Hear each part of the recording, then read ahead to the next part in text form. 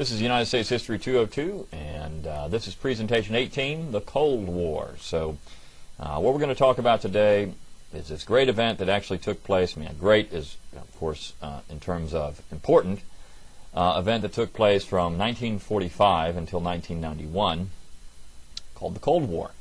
This was the dominant feature of American life for a long period of time, both domestically and foreign, in terms of foreign policy as well, but definitely foreign policy, but it had a profound impact on popular culture, how people lived their lives, and I'm going to get into that as we get into the presentation. So the Cold War, if you grew up any time in the 50s, 60s, 70s, or 80s, it was something that was on your mind several times, a year. Even as a child, you would think about the Cold War. So it's such an important, important event in American history. It has to have its own presentation. So, what was the Cold War? Well, again, it lasted from 1945 to 1991, and essentially it was the West, the United States, against the East, the Soviet Union. So, if you were growing up any time in this period and you saw the flag on the right there, those were the bad guys. So there was a clearly defined bad guy, the Soviet Union, and you had a clearly defined good guy, the United States, at least from our perspective. Of course, here in the Soviet Union, it's the other way around. That made things easy, right? Because nowadays, when you have this ambiguous war on terror, you don't know who the bad guys are and who the good guys are. But with the Cold War, you understood the Soviet Union were the bad guys and we were the good guys. Now, why is it called a Cold War? Because it's not a hot war. It's a war that's waged through diplomacy, intrigue, and general fear and distrust. So there's not really military action, at least directly, between the United States and the Soviet Union. Though we would have what were called proxy wars, where you did have action between the two countries. Again, but we never had a declared war with the Soviet Union. They never declared war on us. So you had this, this Cold War for a long period of time, and really it dominated not just American history but also world history. Virtually every diplomatic or military event was viewed through the lens of the Cold War, whether it was politics or diplomacy. So this had a lasting legacy even to this day. If you look at the war on terror in so many ways is a byproduct of the Cold War. We'll talk about that at the end of the presentation. So the origins of the Cold War go back to 1945, and this began actually at the Yalta Conference, which was a conference between Churchill, Roosevelt, and Stalin, the big three who were the allies during World War II. And they were starting to talk about what Europe would look like once the war was over, should they win. And it was fairly clear at this point that they were probably going to win the war, though it wasn't certain. The Soviet Union demanded appeasement. They wanted assurances that the West would respect their territorial gains during the war. In return, they promised that they would support democratic governments once the war was over. Which they said they did. Now, of course, their definition of democracy and ours is a couple of different things. They had a candidate, but usually only one candidate, and it was propped up by the state or the military. So, anyways, but they said they were supporting democracy.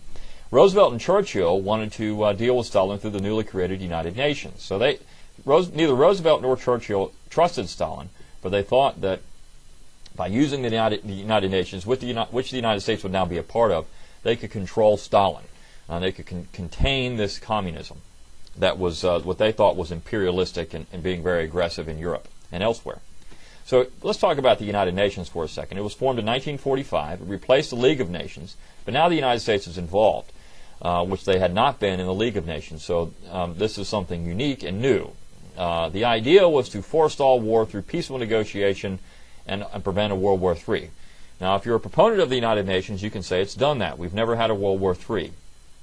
On the other hand, war has not disappeared. In fact, what we've gotten, we don't have these large-scale wars like a World War III, but we have had what are called low-intensity conflicts all over the world for a long period of time, since the creation of the United Nations. The United States, of course, has generally acted as the police force of the United Nations, which has caused a tremendous amount of loss of life for the United States and a lot of money as well. But anyways, the United Nations is there to supposedly forestall war. There was something at the United Nations called the Security Council. And there are permanent members on the Security Council. There are China, Great Britain, France, the United States, and the Soviet Union, or now Russia. And each one of these countries had a veto power. So, and there are rotating members of the Security Council. But again, the idea of this was to make sure that there would not be a situation like we had between 41 and 45. We haven't had that but we've had all these other wars, and the United Nations is very expensive. It's actually headquartered in New York, so the United States actually foots the bill for the United Nations just in terms of land and other things. So 1945 also saw the Potsdam Conference, which was held in July, so the war is already over in Europe, but the war is not over in Japan. And the war will be over very quickly in Japan within the next month. The major topic of discussion here was the stabilization and division of Germany, which we'll talk about in a minute. But Truman now was president of the United States. He'd been president for about 3 months at this point, and he wanted to ensure that Stalin understood how serious the United States was about their stand with the Soviet Union in terms of deterrence. So we had these nuclear weapons, and we were going to use one at Hiroshima and then one at Nagasaki. The bomb that was dropped on Nagasaki was intended to show the Soviet Union that we were not afraid to use what Truman said was the big stuff. If you continue to be aggressive in Asia, we would drop one of these bombs on your head, so don't do it. So the message was clear. The United States has nuclear weapons, but we're not afraid to use them. We'll use them on you if necessary. So this really begins the process by which nuclear war becomes the main threat, and that's what made the Cold War different. You had situations before, you had major powers, and antagonistic powers, but nuclear war changes the game. And so that's what really is, in so many ways, the defining feature of the Cold War, this nuclear warfare, potential for nuclear warfare. So here's what Germany looked like in 1945. You can see that the western part of the country is divided up among the Western powers, but the Soviet Union controls the eastern part. And within the eastern part of Germany, you have Berlin, the capital, which is also occupied by the 4 major powers. So the United States, the French, and the British control the western part of Berlin, the Soviets, the eastern part. So you have this division of Germany and then the division of Berlin, which is going to create tension. So the United States at this point had become very suspicious of the Soviet Union and Joseph Stalin. In fact, Winston Churchill called this the Iron Curtain of Soviet influence in Eastern Europe. They believed the Soviet Union was aggressive, and the Soviet Union in return thought that any action by the United States was aggressive. So there's the rub. Each side says the other side's aggressive, and that, of course, is going to create a situation where the Soviet Union believes they have to have a buffer between the West, and the West believes they have to have a buffer between the Soviet Union. So this is what's going to happen during the Cold War in Europe. At the same time, you had a man named George Kennan, who was a U.S. diplomat to the Soviet Union. He was urging a proactive American policy, and what came out of that is called the Truman or Containment Doctrine of 1947. The idea was to contain communism where it already existed by any means necessary. So when you say any means necessary, that's going to ultimately involve the military. So we're going to keep communism where it already is, basically the Soviet Union, and we're going to hold it there.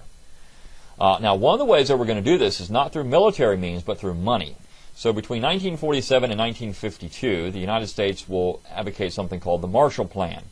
The idea was to keep communism out of Europe through economic intervention. So we're going to pump lots of money into Europe, and we're going to prop up these Western-style governments with money to keep the communists out. But was this free money? Absolutely not. There were ties to it. Basically, you had to be pro-U.S. And some of these Soviet satellite states were refused the cash. So they were doing so at the insistence of the Politburo and the Kremlin in Moscow.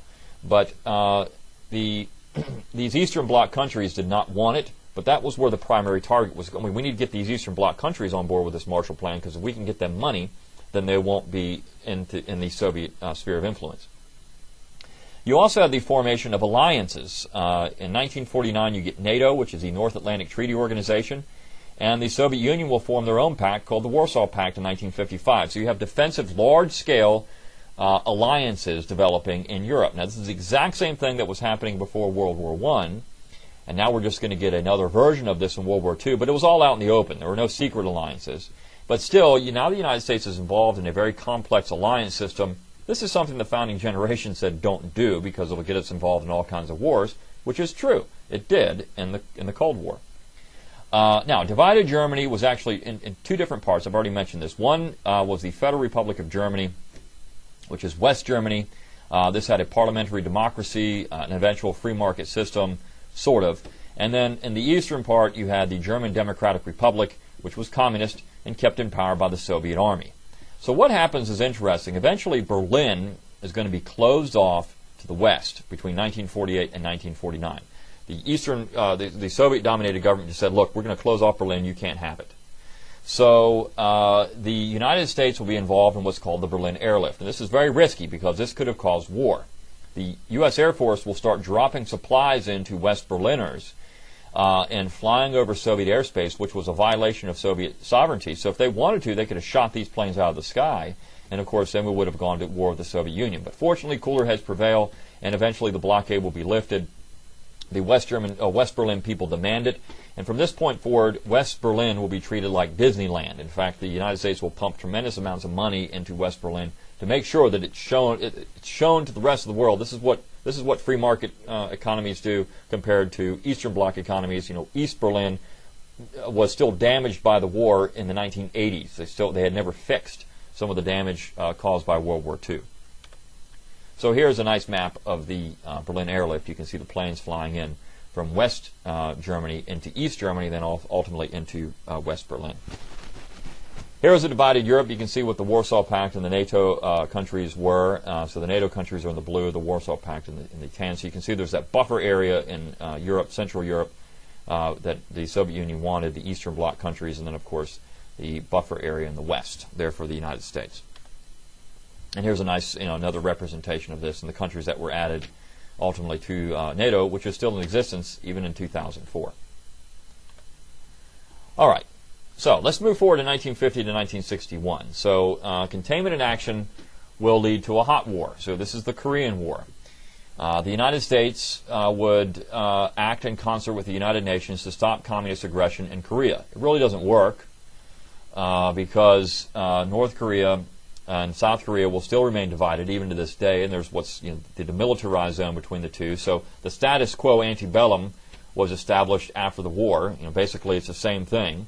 But for 2 years, the United States is going to be involved in Korea and a hot war against communism there. Now the Koreans, of course, are being supplied by the Soviets, and when the United States actually did very well at the beginning of this war and actually pushed into China, and there was talk about just going all the way through to communist, Beijing there and taking out the Chinese communists, but that was overruled, and so the United States will eventually fall back, and then you have this North and South Korea. Korea was divided after World War II. The Soviet Union got the northern part of it, and the United States the southern part, and it's still divided today. There's communist North Korea and pro-West South Korea, and so that's the status quo antebellum. The Iranian coup d'etat in 1953. This is actually interesting because it affects us today.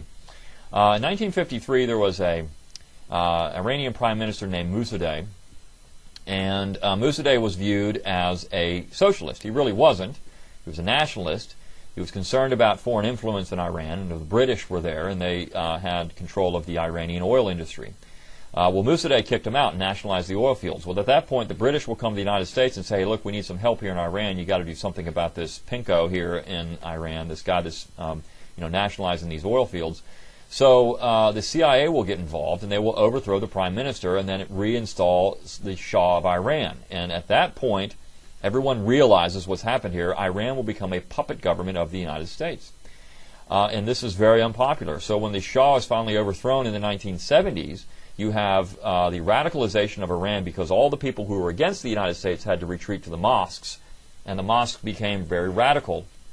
And so when the Shah is overthrown, he seeks asylum in the United States. Everyone again recognizes where the United States is behind this. We freeze their money, and of course the United States becomes very unpopular. You get to the death to America chants, and so this is where the tension in Iran really begins here in 1953. The United States created this, and they've actually admitted to it here recently that, yeah, we overthrew the prime minister, and we essentially created this problem that we have in Iran today. If not for that, the whole situation in the Middle East could have been different. But the United States created the unrest there 60 years ago. The Dulles brothers, of course, were an important part of this. John Foster Dulles was the Secretary of State at the time, and Allen Dulles was the head of the CIA. And this is when the CIA became militarized. So the CIA was simply an intelligence gathering organization until Allen Dulles and John Foster Dulles thought it should have a greater role. So you get involved in spy games and proxy wars, or the destabilization of other countries.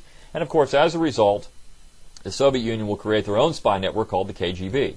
So you have these two great spy networks out there battling against each other, and each are trying to destabilize and delegitimize other countries around the globe, and that's going to create a very volatile situation for both countries, and the United States is going to be involved all over the place because of the CIA.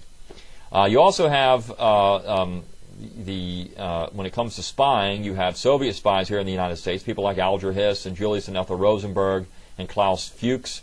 These guys and women, Ethel Rosenberg's woman, they're out there passing nuclear secrets on the United States. This has been proven true. Alger Hiss was actually a spy when they opened the Soviet archives. That was discovered. And Klaus Fuchs was passing nuclear secrets on along with the Rosenbergs, which helped the Soviet Union develop atomic weapons. The guy who was going after these people in the Congress was named Joseph McCarthy, and you had what was called the Hollywood blacklist, where McCarthy would chase down these people, suspected communists. He supposedly had this list of people. He had trials where he would, have these show trials where people would be questioned about their communist activities. The Hollywood blacklist was, these are people that were suspected communists who weren't allowed to work in Hollywood because they were supposedly communists. Now, of course, the opposite is true today, but in the 1950s, you couldn't be a communist and working in Hollywood. The Cuban Revolution from 1952 to 1959, Fidel Castro would come to power at that point. And the United States was also involved in this. In fact, they had blocked Castro from getting power early on with the CIA, and so this creates a lot of anti-American sentiment in Cuba. Of course, our activities in Cuba since 1898 had done that as well. And so when Castro finally comes into power, he cozies up to the Soviet Union because that's the only power he can go to. He thinks the United States is trying to destabilize Cuba, and they were. So the only people he can go to are the communists there and the Soviet Union. And of course, you got Che Guevara, who's a really bad guy, doing all kinds of terrible things to the opposition there in Cuba and elsewhere. So for some reason, Che Guevara is seen as a hero. This guy was a murderer and a homicidal maniac. But you have this very tough situation in Cuba. But again, the United States helped create some of that anti-American hostility or position with our actions in Cuba beginning in 1898. In 1960, you also have what's called the U-2 spy plane incident. An American spy plane is shot down over the Eastern Bloc, a country Soviet Union, and so now there's clear evidence the United States is spying on the Soviet Union. And the Soviet premier goes to the UN and bangs his shoe on a table and says, "We will bury you," to the United States. So this created a lot of fear that the Soviet Union was going to start becoming aggressive again. Also, between 1950 and 1961, you have the interesting developments in the Soviet Union. So the dictator of Yugoslavia was a man named Marshal Tito, and he will actually break with Stalinism at this point. He will refuse Stalin support. He'll also refuse Western support, but he'll become very independent. So this communist dictator, this thug, doesn't want to be tied in with Stalin, but it's not like he's cozying up to the West, but he becomes kind of this middle figure between these two powers, and Yugoslavia kind of had that position geographically in Europe.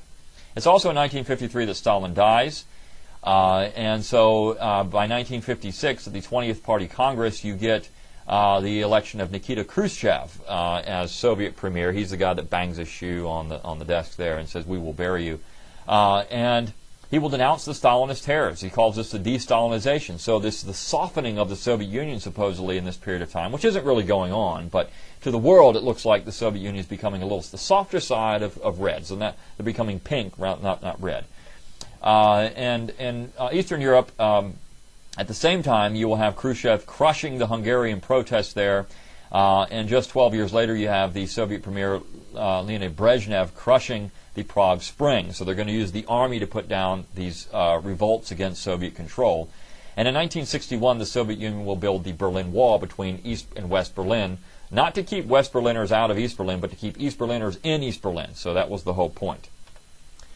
Now, again, atomic warfare made everything different here. So this new type of warfare increased the tension surrounding the Cold War.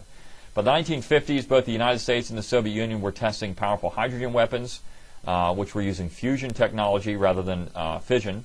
They were 1,000 times stronger than atom bombs.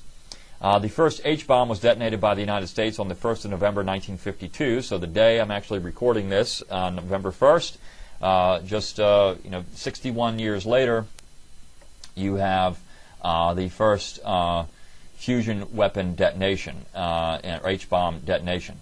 And so the Eisenhower administration started a policy of massive retaliation. They wanted everything to be equipped with nuclear weapons, whether it was tanks, airplanes, et cetera, et cetera. We got to be able to deliver nuclear weapons. So more bang for the buck was the phrase they used. And all early deployable bombs at this point were aircraft deliverable weapons, but by the 1960s we got to medium-range ballistic missiles and then intercontinental ballistic missiles, which could now put nuclear warfare at the doorstep of every American and Soviet citizen. You can launch a missile in North Dakota and hit Moscow. And they also got into creative nukes, things like artillery deliverable weapons. They started doing nuclear testing to see what kind of buildings could withstand nuclear attack, and what will the effects be. So I put some links up here for those things. But really what you had at this point was mutual assured destruction. If a nuclear war was going to begin, everyone would die. There was no winner in this situation. No one would win a nuclear war. Now, by the 1960s, the Soviet Union possessed a 100 megaton bomb called the Tsar Bomba, and they tested about half of that yield in the 60s. But most deployable missiles for the United States were in the 10 to 15 megaton range, and of course that's still frightening what it could do, and I'll show you that in a second. Now, the United States did have more nuclear weapons than the Soviet Union, so constantly the Soviet Union is trying to catch up with the United States and close what's called the missile gap. They wanted to make sure they had the same number of nuclear weapons the United States have to prevent to keep mutually assured destruction in place. This created a lot of fear, and I've put a video up there of some propaganda that was used and to try to alleviate the fears of American citizens about nuclear war. Now, the this is nuclear blast radius. This is only the blast, not the total destruction. 1 kilometer is equal to about 0.62 miles. So you can see that the Tsar Bomba had a 4.6 kilometer blast radius. That's just the blast radius. That doesn't include the amount of destruction you're going to get. That's a 50 megaton yield. You can see the Castle Bravo had a 2.84 kilometer blast radius. So the destruction would be much larger than that. But again, you can see just the blast radius. This illustration is if you drop the Tsar Bomba on Paris and what that would do. You can see the entire city of Paris would be flattened, and then you would have about 35 kilometers of total destruction if you drop the Tsar Bomba on Paris. So that is a huge amount of destruction. It would annihilate everything around Paris. You can see Versailles in that blast radius, or in the total destruction. And then, of course, beyond that, you would have more destruction. So this is how massive these bombs, the type of destruction you would have had in this period of time, had these things been used. Okay, now the Cold War and Hot War, 61 to 72. You get the failed Bay of Pigs invasion in 61, where the United States was at least initially involved in an overthrow of Fidel Castro. It doesn't work. The CIA has egg on their face, so to speak, and so this is an embarrassment for the United States. Then you get the Cuban Missile Crisis of 1962. This is the closest the United States really ever came to a hot war with the Soviet Union directly. They were installing missile bases in Cuba. The United States found out about it. They went to the United Nations and said, you have to stop. The Soviet Union was then embarrassed, and the United States set up a blockade of Cuba. The Russian ships bringing the missiles in, right when they got to the blockade, turned around. But for about 2 weeks, it looked like the United States and the Soviet Union were going to go to war, nuclear war. Our involvement in Vietnam between 54 and 75 was within the context of the Cold War. Vietnam was destabilized during the Kennedy administration in 1963. And then in 1965, you had something called the Gulf of Tonkin Resolution. There was an American warship attacked in the Gulf of Tonkin. Theoretically, it really wasn't. This was Lyndon Johnson's weapons of mass destruction moment. But he goes to the Congress and says, look, an American ship has been attacked. I need the authority to go to war in Vietnam. They would give it to him, and of course that would lead to increasing escalation. The United States said we were winning the war, and then in 1968 you get the Tet Offensive, which the North Vietnamese would go on the offensive against the United States, and so now this war is being beamed back to American homes, and it looks like we're losing. So we're not really, but there are a lot of Americans being killed, and so this made the war very unpopular. This was all part of what was called the domino theory in Asia. It was thought that if North Vietnam or Vietnam would fall to communists, then the rest of Asia would fall as well. So that's what made the urgency in Vietnam, or that's how the Vietnam War was sold, that we need to stop these communists in Vietnam, or the rest of Southeast Asia is going to become communist, and then we're in trouble. It was very hard to sell that to the American people who didn't really understand what purpose we had in Southeast Asia anyways. Now, in 1960, you would get a moratorium on nuclear testing. The Soviet Union would ignore that by testing the Tsar Bomba in 1961, but in 1963 you would get what's called the Nuclear Test Ban Treaty. So the Soviet Union and the United States would agree to not test any more nuclear weapons in atmospheric testing, and so there will be a cease to that. These countries would cease doing it, and this is why you haven't had any tests since 1963 by the Soviet Union or the United States. It doesn't mean that these weapons have not been tested. They have, but not by the Soviet Union or the United States. The space race between 59 and 69 was also within the context of the Cold War. The Soviet Union had a man orbit the Earth in 1961, so in 1962 the United States does it with John Glenn, but the United States would take the lead in the space race, culminating with the Apollo program and the first men to walk on the moon, Buzz Aldrin and Neil Armstrong, in 1969. Now, in 1968 you would get what's called the Non-Proliferation Treaty between the Soviet Union and the United States. We agreed not to proliferate or give out nuclear secrets or weapons to other countries. Other countries would sign on to this thing, Great Britain, France, and China.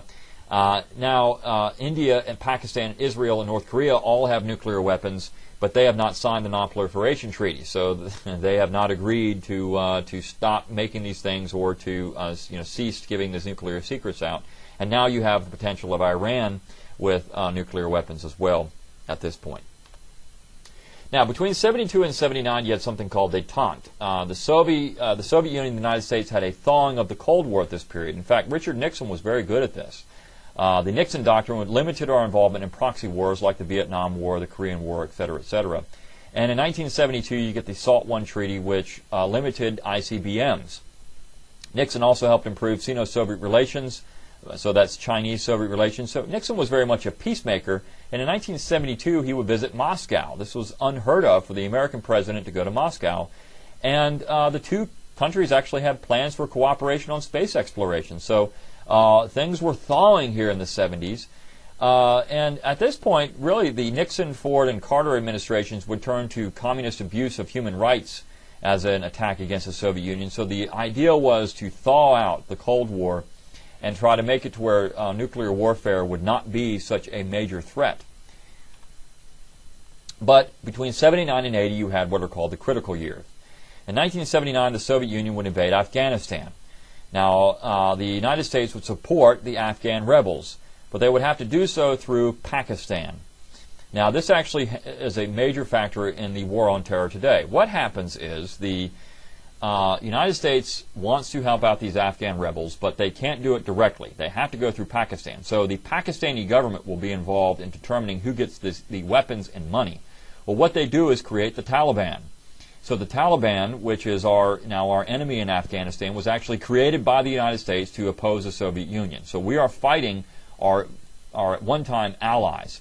And so you get an increase in radical Islamic sentiment in Pakistan and Afghanistan because of the Soviet invasion of Afghanistan in 1979. The SALT II Treaty, which was another attempt to limit ICBM restrictions, will fall through in 1979. The Soviet Union, of course, knows we're helping out the Afghan rebels, so that's going to create tension. And then, of course, you have the Iranian Revolution, which I already alluded to, where you get the American hostages there that are held for over a year in Iran. And so this is a major political crisis for the United States. Now, in 1980, President Jimmy Carter reinstates draft registration because there's a threat that we could actually go to war with the Soviet Union again. You have the American victory in ice hockey at the 1980 Winter Games, and then the United States will boycott the 1980 Summer Games in Moscow. As a result, the Soviet Union will boycott the 1984 Summer Games in Los Angeles. So here again, you have a lot of tension. It's also in 1980 that the Iran-Iraq War begins, and the United States supports Saddam Hussein. Why? Because he's seen as a guy who's anti-communist. And so Saddam Hussein was actually our ally during the Iran-Iraq War.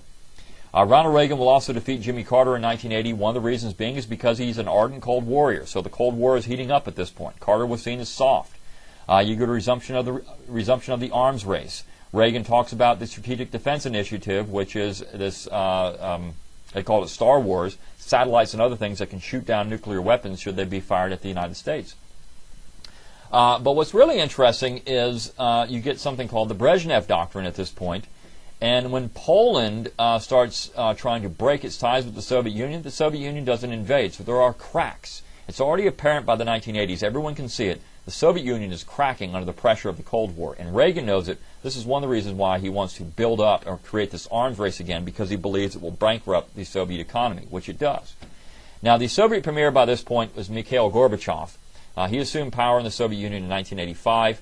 And Gorbachev's vision was glasnost, for openness, and perestroika, which was restructuring. So he wanted to open up the Soviet Union, again, make it softer, which it was back in the 70s, the early 70s. He had a very good working relationship with Reagan, and these two guys were actually able to work out some of their differences and make some progress in the relations with the Soviet Union. Now, President Reagan would fight the Cold War with both humor and pressure. In 1987, he gave a very famous speech in Germany called the Berlin Wall speech, where he urged the United States to tear down the Berlin Wall. In 1987, there's something called the INF Treaty, which limited, again, some nuclear arsenals on both sides.